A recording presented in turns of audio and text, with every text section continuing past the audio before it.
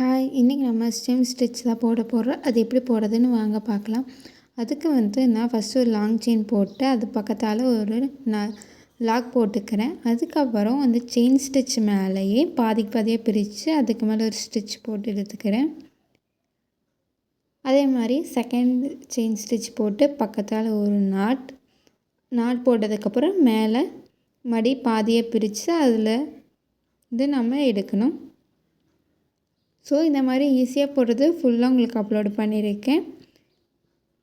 இதில் ஃப்ரேம் மாட்டுறது எப்படி, என்னென்ன அறிவுக்கு தேவையான திங்ஸ் அண்டு ஃப்ரேம் எப்படி சுற்றுறது எல்லாமே உங்களுக்கு நான் வீடியோவை ஆல்ரெடி அப்லோடு பண்ணியிருக்கேன்.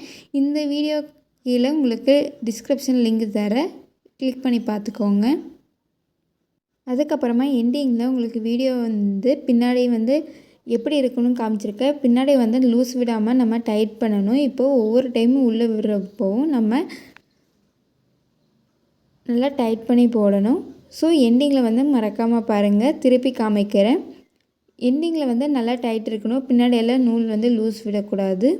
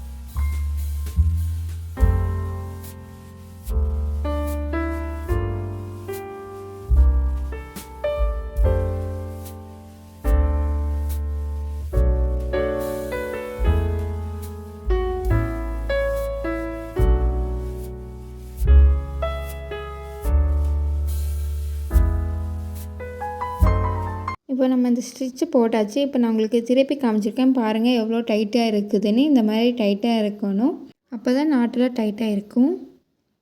தேங்க்ஸ் ஃபார் வாட்சிங்.